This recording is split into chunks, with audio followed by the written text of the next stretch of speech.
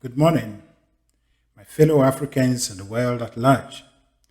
This is Emmanuel Kojomensa once again, coming into your homes and your minds with a message of empowerment and enlightenment, all the way from Ontario, Canada. Today is the 9th of September in the year 2022, and the Bible says, "This is the day the Lord has made. We should rejoice and be glad in it." And for that matter, I take this opportunity to invite the whole world, any man or woman listening to me or hearing my voice, to join me to give thanks to God for the day that He has granted unto us and life in general. Life is wonderful. Life is beautiful. Life is glorious. Life is God Himself, flowing through all things, including mankind. Today, I am going to speak to you on the topic, life without reflections upon one's way of life, a self-destruction, part 2. It is a continuation of my previous episode. And today we're going to look at this topic in another dimension or in a different area of our lives. In my previous episode, I looked at how we look at what God has given to us as natural resources or nature that surrounds the animals, the plants, the rivers. And the question is, Africans, do we reflect upon our lives? If we look at what we are doing to ourselves and whatever God has given to us, we are destroying everything that God has given to us, all in the name of looking for livelihood, searching for food, clothing, and all other things. Now, today we are going to look at this in a different setting. But before we go on, I would like to make this statement. I made it in a previous episode, and I will make it again. God is generous. God is generous. God loves everyone. And the only thing that God has given to all men without limit, there is no limit to what to this particular thing, is our mind, our minds. God has given all men and women the same mind, whether you believe it or not. It is the same mind. My mind is not bigger or greater than your mind. Your mind is not bigger or greater than another person's mind. Regardless of what we call ourselves, regardless of the skin color that we see ourselves wearing, whether you are a white person, whether you are a black person, whether you are Asian, Latino, whatever you call yourself, we all have the same mind. God has never shortchanged anyone with regards to the mind that He has given to us. If you look at ourselves, you will see that some people are white and some people are black. That one, we can say that it is not that God has shortchanged, but it is diversity. It is show differences. That is how Spirit or God decided to manifest Himself or to express Himself. But if you take your whole self, your body, and compare it to other people, you will see that there are some people who are tall and some people who are short. There are some who are big. There are some who are slim. There are some that have long arms, some to have short arms. You will see these differences. And so you will see that God has given every one of us hands, legs, and other things. But in all these things comes in different sizes. And so your hand may not be my hand. I may be taller than you, and therefore I can reach things that are higher than your hand, where your hand will reach. Some people may even be taller than I am. Others too are shorter. So when it comes to bending to take things, they can do it easily and comfortable. So you will see that God has given us all these things, but we are not the same they are not the same as far as what we have is concerned. Even if you take your own body, you will see that some of your parts are bigger than others. Your finger is not the same as your toe. Your head is not the same as your leg. So all these things, you see that God has given it to every human being. But my head will be bigger than your head. Your head will be smaller than mine.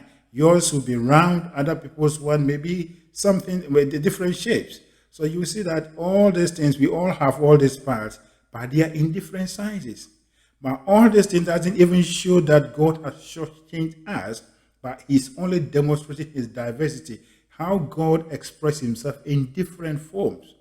But upon all these differences in terms of forms that make us, the only thing that human beings have that there is no difference is the mind. The human being's mind is the same in all human beings, whether you like it or not.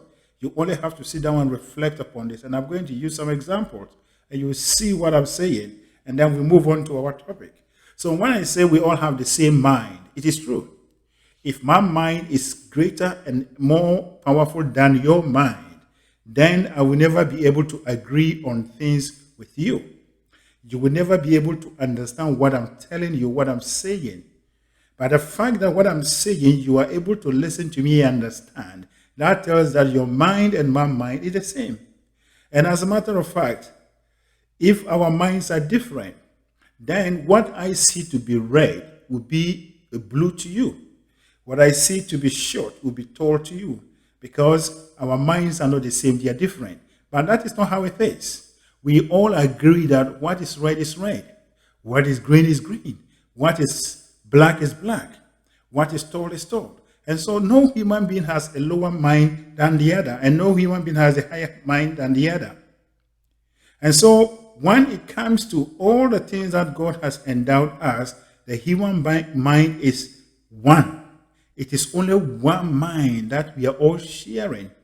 But it is all about your ability, how you use these gifts that God has given to you. That is a matter of fact. If our minds are different, then we will not be able to agree on things. And as a matter of fact, there is no limit to a human being's mind as to how the amount of thought a human being can generate, provided you are ready to think. There is no limit to the level at which a human being can think. No one is limited. You are only to look at things and think about them. Whichever way you extend it, it will go. So your mind is elastic. Whichever way you stretch it, it will go. So the only thing that we do not have differences in shapes and forms in our life is our mind. And the mind is something that is unseen. Your mind is non-physical. It is spiritual.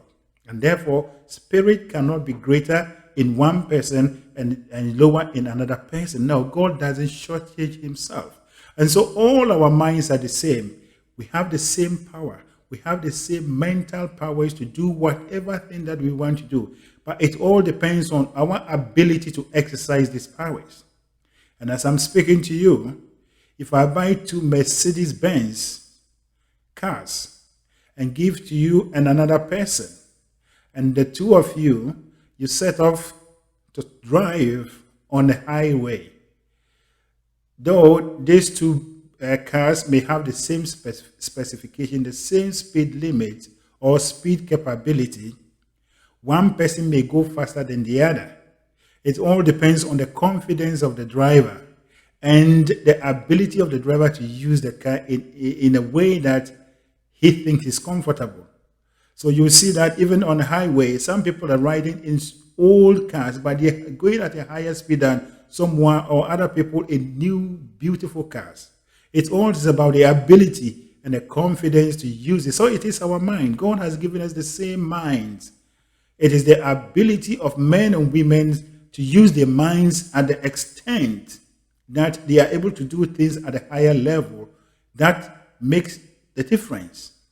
And so God has given us the same mind, but we are supposed to use our minds to reflect upon our lives. And so the exercising of your mind is simply by reflecting upon your way of life. You are supposed to create your own realities. And so if you sit down, you have the responsibility as a human being to always look at your life and reflect upon it. Which part of my life or which aspect of my life that I do not want? It doesn't serve me right now. And how can I get a new version to replace this?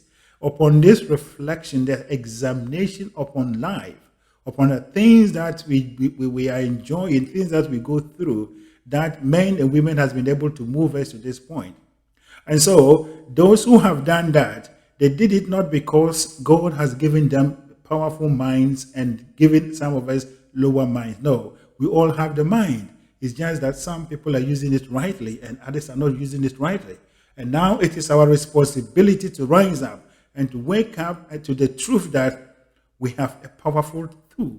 We have a powerful force in us, and that is our mental force. And if we are able to call upon these forces and do things as other people are doing, we will do exactly even better than what they have done. That is the truth. And so let us go on to the reflection of our lives. And as I've always been doing, or the main purpose of my activity or this podcast and whatever we do at Eagle Mentality is about the African people. And as the Greek philosopher said, the unexamined life is not worth living. And then the book of Lamentation, which I used in the previous episode, chapter 3, verse 40 also says, let us test and examine our ways and return to the Lord. The book of 1 Corinthians also gives us that let a man examine himself. Let a man examine his way of life. You need to examine, reflect upon your way of life. And then where things are not going on well, take corrective actions and make sure you improve that part of your life and move yourself forward. And so self-examination is very important. And as Africans, one of the things, or one of the things that we are failing to do is to examine, to reflect upon our lives. And in my previous I used how in a previous episode, I used how we are destroying our natural resources, the forest reserve, the rivers, the lakes, and that. Now, today we are going to look at another part of our lives. But before that, we have to ask ourselves, you as my fellow African and I, do we reflect upon our life, our existence? And as a matter of fact, if this activity is something that we do, and we are doing it properly, then by this time we should be having solutions to our problems. Whatever thing that we see as technology, or we have come to know as technology, from the advanced world, from the Europeans, from the North Americans, that we are craving for, did not come to them just by the fact that they were born with it, but they used their minds to create it. Technology, as we are talking of, is everywhere.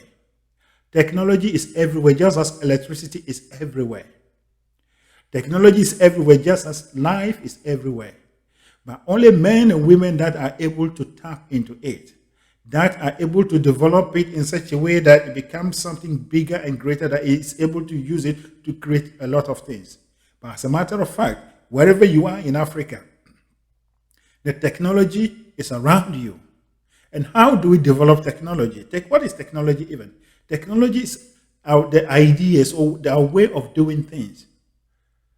You have an idea, then you think of it, you create something to help you to, execute the idea very well.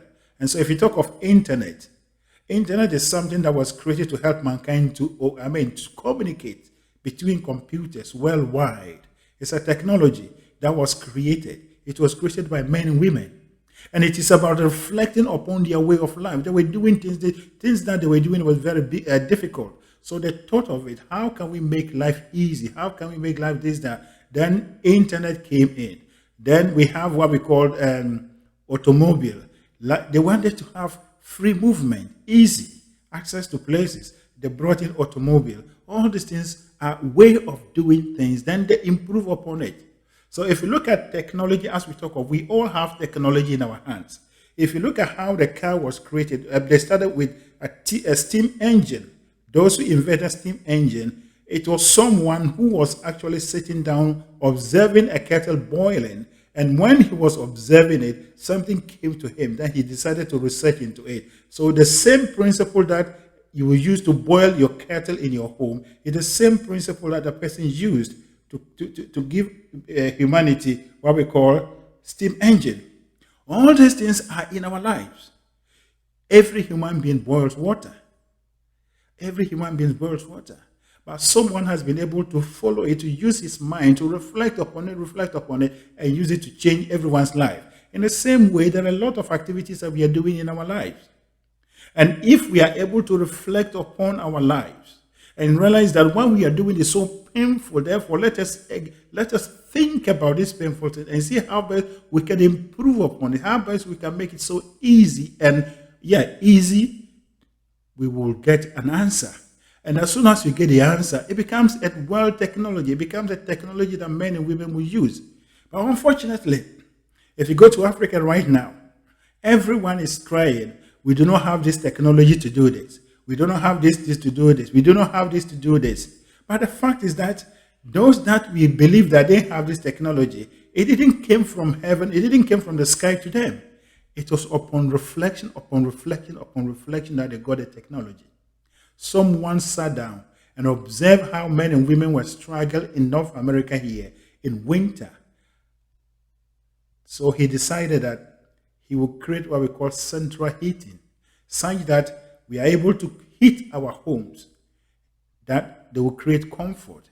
He went on. There wasn't anything like that technology as at that time. He went on, just an ordinary person. He went on to develop it, and he's given it to his people. In the same way, there is heat in Africa. There is heat in Africa. An African has to.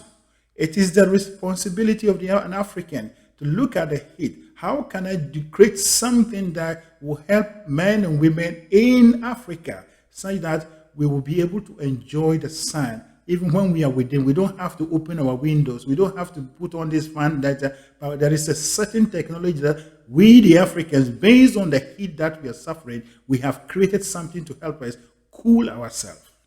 Then we have the technology based on the source, based on what we are going through. So you see that we are not reflecting upon our life, but what we are doing is we are jumping from one end to the other, looking for what other people have already created. Those things were created as a result of their difficulties. And we too have to create our own based on what we are doing, based on our difficulties. But the fact is that the African don't have the concept. The African is not using his mind the way it's supposed to be used. We believe that God has endowed some people that they are more powerful than us, and so they have the ability to create it for us. But that is not it. It is our inability to know that we are creators, and therefore we have to create life for ourselves. We have to create beautiful and favorable conditions for ourselves. But that is the truth. That is the truth. And so, this is the time that we have to call on one another. Every one of us, my fellow Africans, let us begin to reflect upon our lives. Whatever invention that had happened in this part of the world, in the developed world, our forefathers started it. We have the same thing. And those who have created any bigger things, or whatever we see as technology inventions in this part of the world, they did not do it by taking some difficult things or whatever. They took only the basic, simple things that we are doing in our homes and then expanded it to a certain level. And as they thought of it, as they reflected upon it, it becomes what we are seeing now. In the same way, we have our peculiar situation. We have our peculiar challenges. We have to do that. And then we also give it to the world that this is what we have created based on our circumstances. That African is not reflecting upon his life. I always sit down and think. And as someone who grew up in a village, I have actually lived in a village. Even I went to the point of, living in the forest region. I had an opportunity to observe all these things. And one thing that I have asked myself several times when I was actually in Ghana, in the forest region, in the Ashanti region, was when I see the men and women processing cocoa. I asked myself, so for how long will an African put the pod of cocoa in his palm and use a knife or a cutlass to break it until he processes it? And when I see the process by which they used to dry the cocoa beans, all the pain and the suffering that they have to go through, sometimes even when it is raining, they have to, look, it's kind of an ordeal. And I used to ask myself, when will someone, By then, I didn't even think of even calling on my fellow Africans. I always ask myself, when will someone create a simple machine, a simple way of breaking these pods of cocoa and extracting these beans, such that it will be so beautiful that we don't have people don't have to suffer. But now it has even dawned on me that to ask the question: now, when will an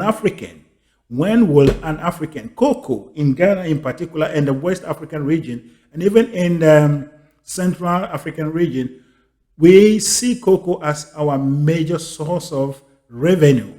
But it is very painful and ironical that since cocoa came to us, no African has ever thought of creating a very simple tool that will minimize the pain, the suffering that the processing of the cocoa from the beans to the time that it is exported is made so easy.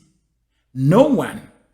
Africans are always asking for help every day. The cocoa beans are not this. We need these machines to do that. We need these machines to do that. So if you look at it, are we reflecting upon our life and are we taking corrective actions? Since cocoa came into our hands, the way that we have processed cocoa is the same way that we are still processing, but we have sold this cocoa for revenue for years and years and years. Yet the African cannot create a simple tool to make his work easy, simple, and also to increase productivity, bring efficiency in that. And so you will see that the Africans, we are not different from the lower animals. We are thinking in one direction. And so long as someone is not coming from somewhere to come and liberate us, we live in that situation. So the cocoa is just one example. And one of the things that I always think of is the timber that we are exporting. I remember when we were young boys, when we were at school, in our early stages, we used to sing a song in Ghana. They say, we have cocoa in our country. We have timber in our country. We have gold in our country. And so Ghana is rich. Ghana is a nation of kings and queens. And therefore, this is how they taught us. But since I grew up to today, our cocoa, our gold, our timber, and all these things have been extracted by only foreign technology. But the fact is that the African was digging things before the European came. The Europeans were also digging things before they came to us. How come that they were able to go to this level up to the point that they can drill and they created machines to do whatever they're doing? It is about self-reflection. It's about reflecting upon their way of life. They were also doing this donkey work. They were also doing these painful things. But men and women started thinking beyond the lower level animal thinking that Africans were doing. And therefore, as they raised their minds to think, higher thoughts, what we call the uplifted thoughts, becomes a prayer, and God revealed to them solutions to their problems. And this is the time that we also have to reflect upon our life. Whenever pain comes into your life, it is not about praying that someone will come and relieve you. The pain is to awaken you to a particular idea. It is your pain that becomes the driver. So the painful thing that we are doing, we are not supposed to endure it, but we're supposed to embrace them as drivers. And as we embrace them and we begin to analyze them using our minds, ideas will come, inventions will come, such that the pain will disappear. And then it becomes a blessing. And until we break this barrier, we will not go anywhere. It is very painful, and it is very ironical that Africans, we are failing to do self-examination, to reflect upon our way of life. The idea of just sitting down and not exercising your mind, not thinking beyond the ordinary thinking is a mental disease that we need to fight with all our might. And that is by first becoming awakened to the truth that you are a creator, you create your own realities, and therefore everything that you are going through is your own creation. And if you don't like it, now begin to think above in a different way and above what you are doing, such that you get an idea that will come to, clear the pain and the suffering away. And so I was talking about the timber. Since we started cutting timber in Africa, no African has able to even invent a simple tool. The machines that we use to cut the timber, the trucks that we use to carry the timber, everything that we are using came from abroad. People who didn't even have this timber. But the fact is that they were also cutting woods with axe and cutlasses. But men raised their mind. Men reflected upon the pain that they were going through. And therefore, it came upon them that they have to do something bigger. And so they expanded. The way you cut the tree with your cutlass or your axe is the same way that they've done with the machines, but in a different way that they make it to rotate. Can an African who has the mind, the ability to do that? But as I started, God never shortchanged any man or woman with the mind that he has given us. The mind of the one that's created the bulldozer, the mind of the one that created the aeroplane is the same as the mind that you have in your village. I have here, everyone has. But the truth of the matter is that we never raise our mind in thinking. We have limited ourselves to the level of lower animals who can't do anything. We are only doing basic things. And this is the time that we have to liberate ourselves. This is the time that we have to pay heed to the mental emancipation that Marcus Garvey actually wrote about. When we talk of emancipate yourself from mental slavery, we normally thought of that, it's some people that have put us in the slavery, mental slavery. No, that is not what. We put ourselves in mental slavery. That is by we not exercising our minds in the right way. We lack understanding about who we are, what we have in terms of our minds. So today, the call is, my fellow Africans, let us reflect upon our lives. I have taken only this cocoa and timber example. We can go through every nook and corner of our life. I've also given the heat, the solar. If you look at Africa, we are blessed with sunshine. Look, anytime you call Africa, you call anyone in Africa, anywhere in Africa, what they talk about, the sun is becoming too much. Now and now we are saying it is a global warming or whatever. Whether it's global warming or there is nothing we can do about it. We are in it. The only thing we can do is to ask ourselves, how can we make best, or what can we make the best out of this sunshine that we are? And that is when men and women will begin to think of ideas, how to create, how to improve our lives. Why should the African actually be suffering from dust? If you go to Africa, one of the key things is dust.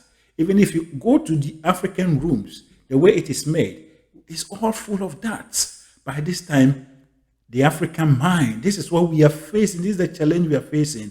We should have a technology of how to prevent or how to build, even modify our buildings and have a cooling system in such a way that you can actually live in your home without, feeling any dust.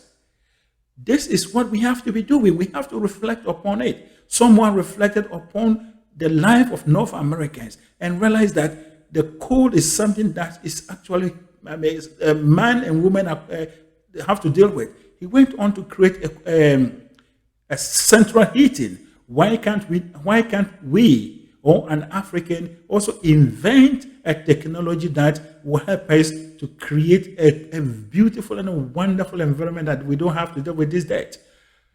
Why can't we get a technology from Africa? Africans, we have this sun in abundance. 360 days. Why can't we analyze, research into it, and make sure that we benefit from it? Why can't we? And as I said, we are receiving the sun for 1 year, 365 1/4 days. And they say 366 in a leap year, if I'm right. What are we doing with this? What are we doing with this? As a matter of fact, let us begin to reflect upon our lives. Let us begin to reflect upon our lives. I was watching a video. Someone sent this video to me. And it was someone was giving news about the China people suffering from acute power shortage because of drought. Drains are not falling, and they depend solely on hydro energy. So because there are no rains in the river, they could not generate power. And the government is asking people to cut short of the amount of energy they use in their offices and homes.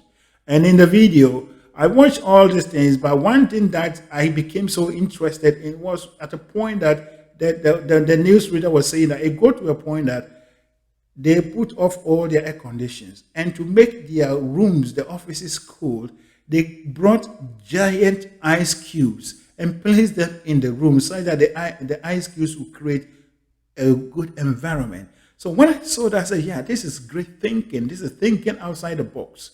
And when I was thinking about it, I said, okay, wait, now China is becoming awakened to the point that dependence on natural occurrences cannot save their economy. And one thing that dawned upon me is that the Chinese are everywhere in Africa. And one day will be there that Chinese men and women will bring things to tap the African solar and take it to China to cool themselves, to create energy for themselves, such that we will be there. And with this solar, they will even take it without even knowing, because you don't have to mine it. You only have to be in Africa with a certain kind of technology. So this is the time we have to reflect upon our life. If some people are able to think quick, that if we put off our air conditions, but we can bring in ice cubes to cool ourselves, why can't we think of technology? This is something that you have started. And whether you like it or not, very soon, this thing will become generally accepted way of cooling themselves up over there. Why can't we think? It is in difficulties that men and women think to bring solutions. But unfortunately, the African, in times of difficulty, that is when we are wailing. That is when we drag ourselves down like animals, goats, sheep. Then we bleat. Bear, bear, bear, bear, bear. That's what we are doing. For centuries, the African has lived with the sun. And it is those who don't have even a quarter of the year of the sunshine that we have, they went on to develop what we call solar energy. And now we are going after it.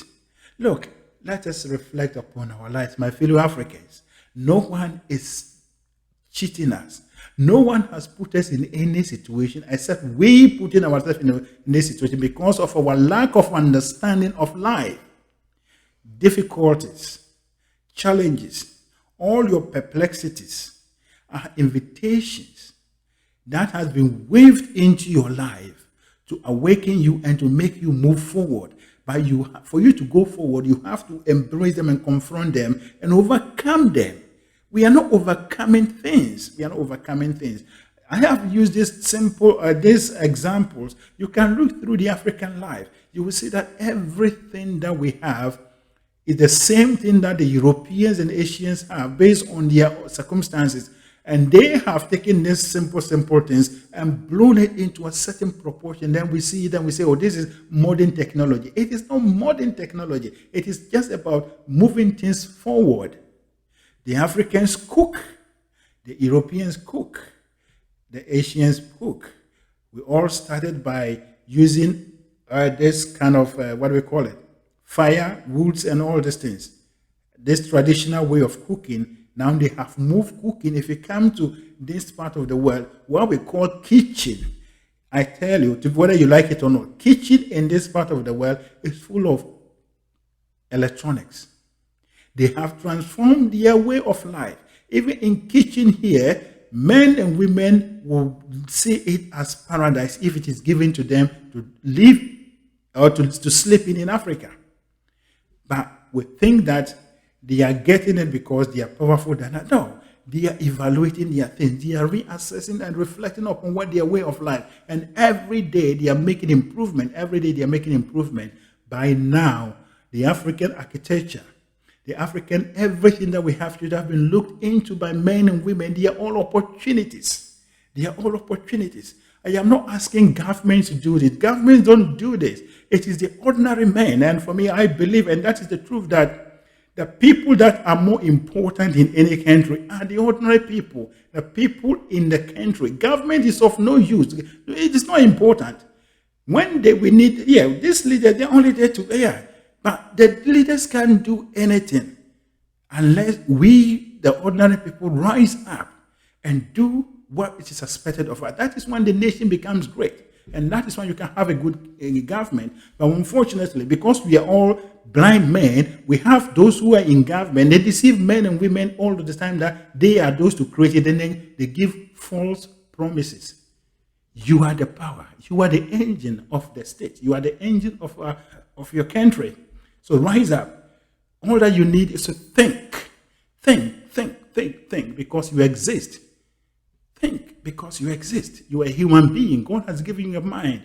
Your mind is the same as the mind of Archimedes. Your mind is the same as the mind that Plato used. Your mind is the same as all men and women that live. The only thing that looks as if your mind is inferior is your lack of understanding that you are supposed to exercise your mind and use it at the highest level. And the only way you can do that is to throw away all the falsehood, all the superstition taboos that you've been indoctrinated with, and begin to think independently as a human being, made in the image and the likeness of God, created in the image and the likeness of God, who is creating his own realities every day.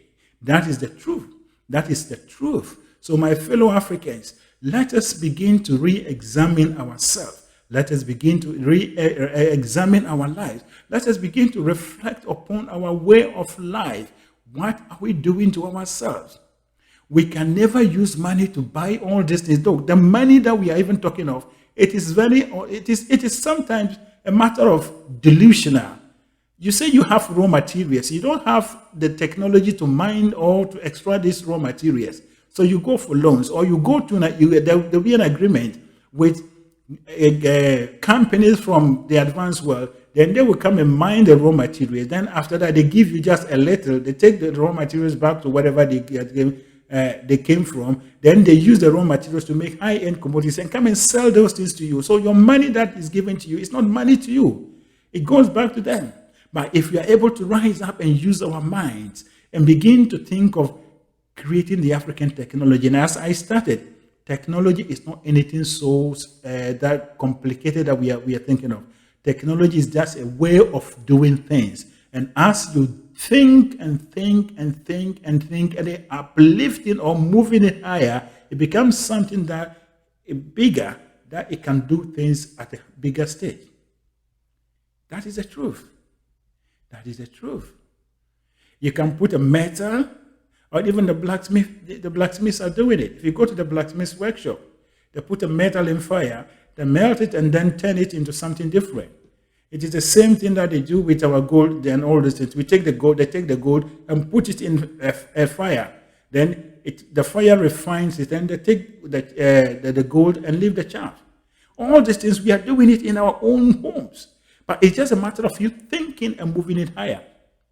If you look at what we have in Ghana and other parts of Africa, the weaving of our traditional clothing, Africa is still paralyzed to the olden way of doing it. But some people thought of it. The man who created the loom was the same as us, our forefathers. But our forefathers never thought of thinking of these things higher. We have inherited it, and we are still doing it. As a matter of fact, I know where this kente is made in Ghana, the town called Bonyuri. I've been there. I know how these things are done. And ever since, I've seen people actually weaving kente, and I've been in the north. I've seen people doing this Ghanaian smoke.